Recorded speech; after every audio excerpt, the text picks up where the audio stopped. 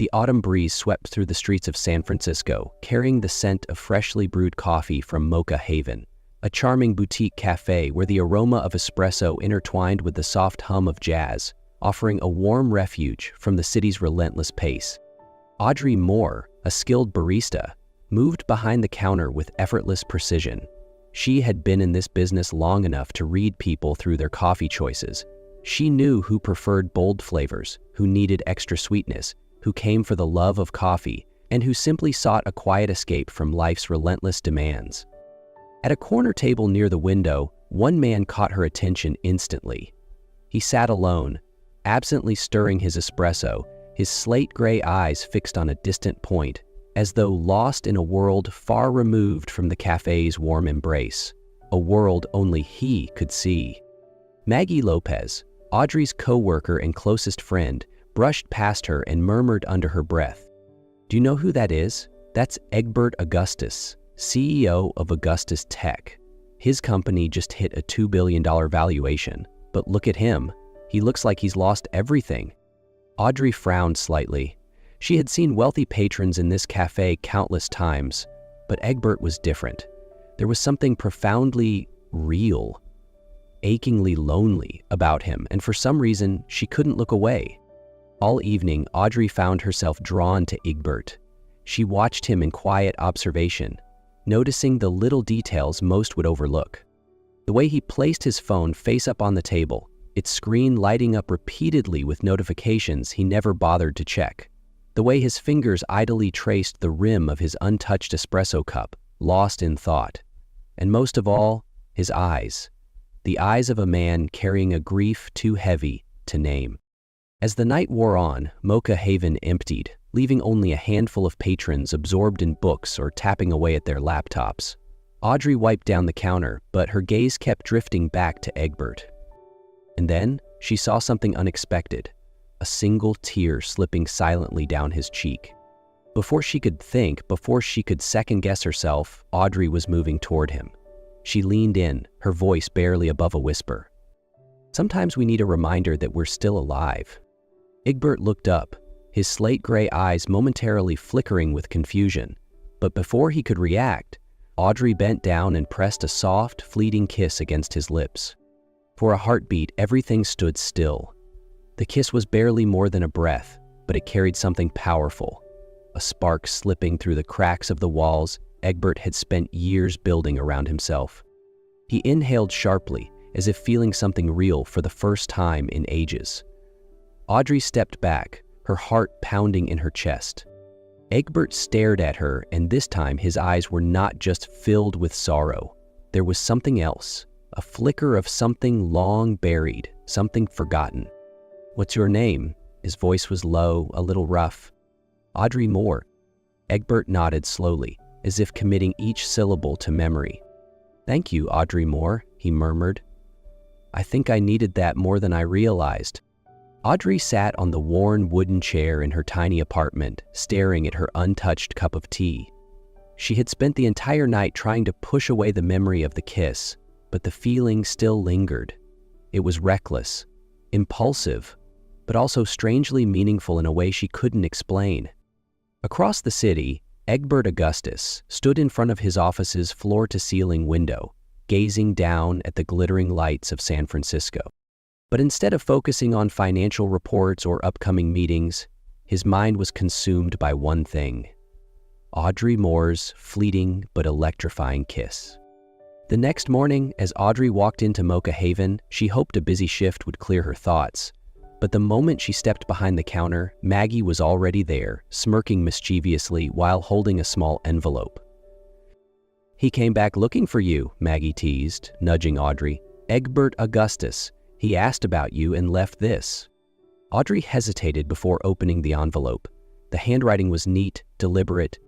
"Thank you for reminding me that I'm still alive. If you're willing, meet me at Pier 39 this Saturday afternoon. No pressure, no expectations, just a conversation. Egbert Augustus." Below the signature was a phone number. Audrey stared at it, her emotions swirling. Maggie folded her arms, watching her with an amused expression. "Are you going to text him?" Audrey clenched the letter in her hands. Every logical part of her screamed that this was a bad idea, that she shouldn't get involved with a man like Egbert, someone carrying too much grief, too many ghosts. But her heart whispered something different. Taking a deep breath, she unlocked her phone and started typing. "I'll be there, but no fancy restaurants. If we're going to talk, let's do it somewhere real." Across the city, Egbert's phone vibrated. As he read Audrey's message, a slow, genuine smile crossed his face. For the first time in years, he felt a flicker of hope. The evening at Pier 39 was breathtaking. The sunset painted the sky in hues of gold and crimson, its reflection shimmering on the waves. The air carried a blend of salt, caramel, and freshly baked pastries from nearby stalls. Audrey arrived earlier than planned, partly to soak in the calm, partly because she wasn't sure what to expect. She chose a small cafe by the waterfront, cozy, unpretentious, and warm. It was nothing like the upscale restaurants she imagined Egbert Augustus would frequent. When Egbert arrived, Audrey was surprised. He wasn't in a tailored suit, but in a dark sweater and jeans. He looked more human, more approachable. "You picked a great spot," Egbert said, taking a seat across from her. Audrey shrugged, lifting her coffee cup. "It's comfortable, and I didn't think you'd want anything too fancy." Egbert chuckled softly, a rare but genuine sound. "You're right. I've had enough of luxury for a lifetime." Their conversation flowed easily, more naturally than Audrey expected. Egbert spoke about his early days as a young programmer, spending countless hours in cafes, working tirelessly on ideas that would one day change his life. Audrey shared memories of her childhood with Helen, the woman who taught her how to brew coffee and inspired her to dream of having her own shop. They talked, they laughed. For the first time, it felt like they were just two ordinary people finding a connection. But then Egbert felt quiet. He gazed at the water, his expression unreadable. "3 years ago, I lost my wife and son in a car accident," he said softly. "Since then, I stopped believing in good things." Audrey didn't speak right away. She didn't try to offer empty comfort or tell him that time heals all wounds. Instead, she simply placed her hand lightly on the table, not touching his, but close enough for him to know she was there. Egbert glanced at her hand, as if considering something before taking a slow breath. "What about you?" he asked, turning his gaze back to her. Audrey gave a small, sad smile. "I know loss too. I lost my parents when I was young, but I learned that sometimes the only way forward is to find something worth holding on to." Egbert held her gaze for a long time, then slowly nodded. For the first time in a long while, he felt seen. And in that moment, the world seemed to slow down. The sound of waves lapping against the shore, the glow of streetlights reflecting in Egbert's eyes. Neither of them spoke, but the silence wasn't uncomfortable. It was warm, familiar, safe. Finally, Egbert spoke, his voice quiet but sincere. "Thank you, Audrey." Audrey tilted her head, curious. "For what?" Egbert smiled, no longer weighed down by exhaustion or grief. "For reminding me that I'm still alive." 2 days after their heartfelt evening at Pier 39, Audrey still couldn't shake the feeling that something between them had shifted. There was something there, something real. That morning, as she stepped into Mocha Haven, she expected nothing more than a regular day at work. But before she could even tie on her apron, Maggie rushed toward her, eyes wide in disbelief. "Audrey, you're not going to believe this." "What?" Audrey blinked. Maggie shoved her phone into Audrey's hands. The screen displayed a financial news article with a bold headline. "Egbert Augustus acquires Sweet Beans cafe chain, plans nationwide expansion." Audrey frowned. "Sweet Beans? So what?" Maggie stared at her like she had just spoken nonsense. "Sweet Beans is the biggest boutique cafe chain in the city, and that's not all." Just then, the cafe door swung open and Egbert walked in. Audrey's heartbeat stuttered. Was he here because of this? Egbert smiled at her, but Audrey could tell there was tension behind it. "Can we talk outside for a moment?" he asked. Audrey hesitated, then untied her apron and followed him outside into the crisp morning air. Egbert took a deep breath, then met her eyes. I have something for you. Audrey frowned. What do you mean? Egbert reached into his pocket, pulling out a key and a small envelope. This store, he said, placing the key in her palm. One of Sweet Bean's locations. It's yours, Audrey. I wanted to help make your dream a reality. For a moment, time stood still. Audrey stared at the key in her hand, then at Egbert. Her heart sank. You think I couldn't do this on my own? Her voice was quiet, but sharp. Egbert frowned. No, I just wanted to help. Help? Audrey let out a small, humorless laugh. You made a decision for me, Egbert. You bought an entire cafe chain and picked out a store like it was some kind of gift, without ever asking if I wanted it. Egbert opened his mouth to respond, but Audrey shook her head, disappointment flashing across her face. I told you about my dream, she said, her voice trembling with emotion. I wanted to build my own cafe, from nothing. I've been working for years, saving every penny. And what did you do? You turned it into a present? Like I'm some kid playing business? Egbert's expression flickered with uncertainty. I just thought you deserved an easier start. Audrey inhaled sharply, feeling as if she had been betrayed. You don't understand me at all, do you? She pressed the key back into Egbert's hand. I don't need this. And I don't need someone who thinks they can buy my dream for me. Egbert looked down at the key, then back up at her. For the first time in a long time, he was at a loss for words. Good luck with Sweet Beans, Audrey said, her voice rough with emotion. Then she turned and walked back inside, leaving Egbert standing alone, realizing that for the first time in years, he had made a mistake that might cost him something truly irreplaceable. Audrey didn't look back as she walked into Mocha Haven, but her heart was racing. She wasn't sure if she was angry at Egbert or at herself for feeling so hurt. She tried to focus on work, but her mind kept replaying their conversation. The way Egbert had looked at her, confused, disappointed, but also wounded. That night, she sat alone in her tiny apartment, flipping through the worn pages of Helen's recipe book. Every note, every scribbled down dream was something she had built for herself.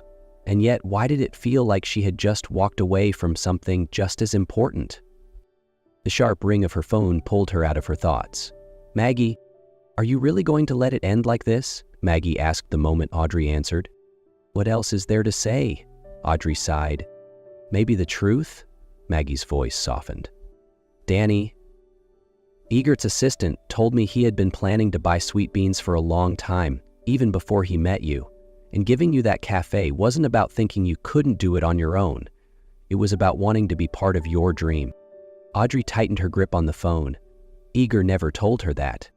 If you really care about him, at least hear him out, Maggie urged gently. Audrey closed her eyes. Maggie was right. She had spent so long fighting to prove herself, but maybe this time she needed to listen.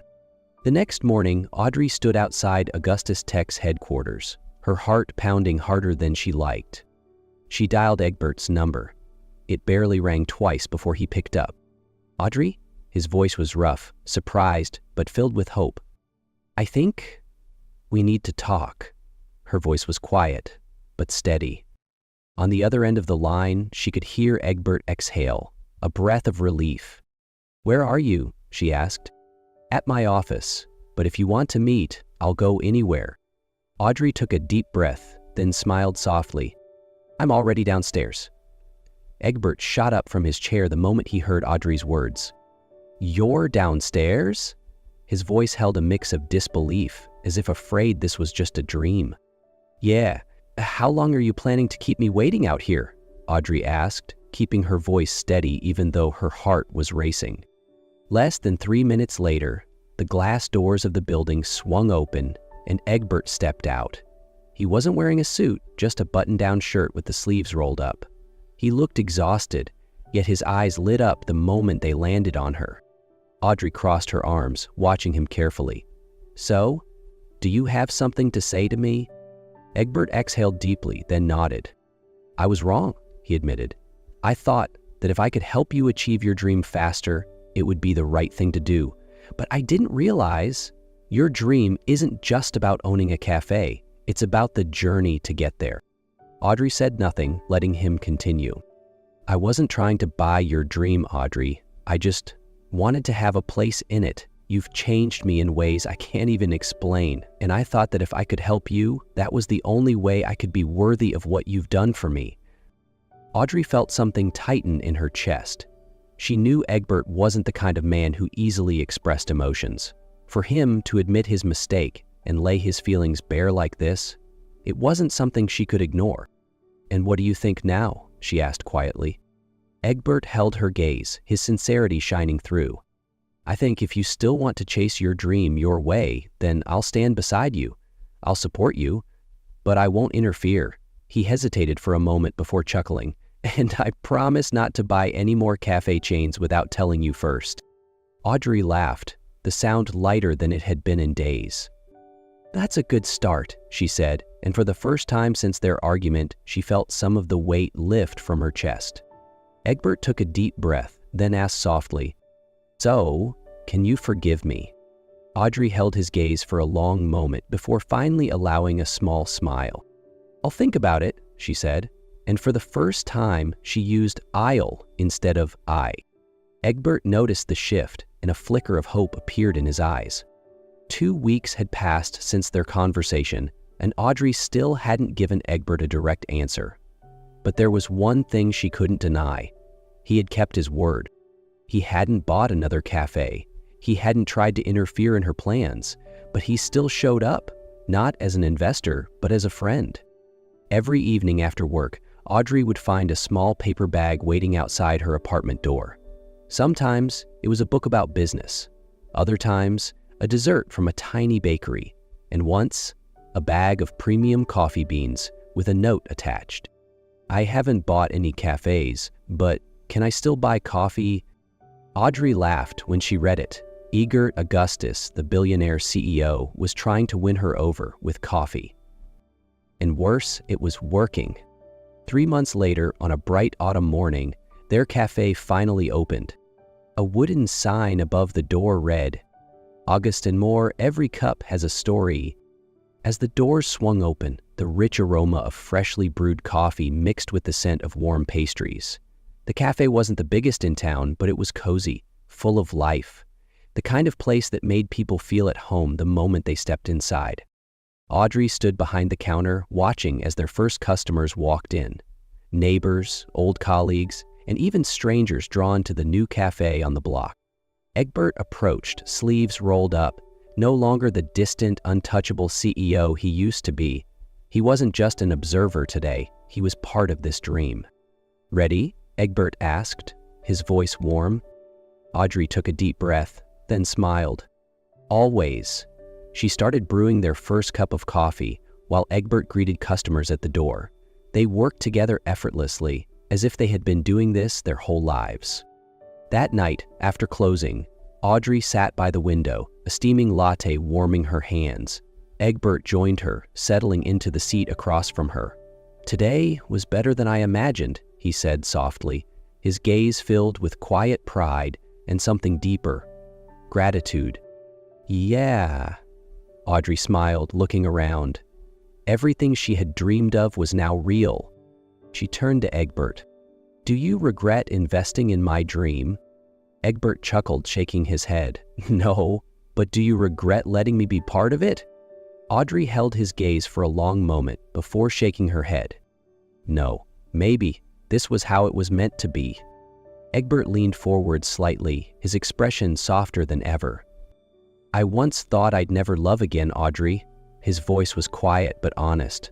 "But you made me believe in good things again." Audrey felt her heart skip a beat. She didn't respond right away. Instead, she simply placed her hand on the table. Egert glanced down, then slowly laid his hand over hers. No more words were needed. She understood. He understood. They didn't need a perfect ending. They just needed a new beginning, a journey they would take together.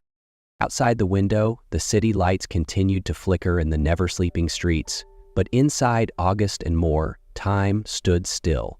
Just 2 people, 2 dreams, and a story that was only just beginning.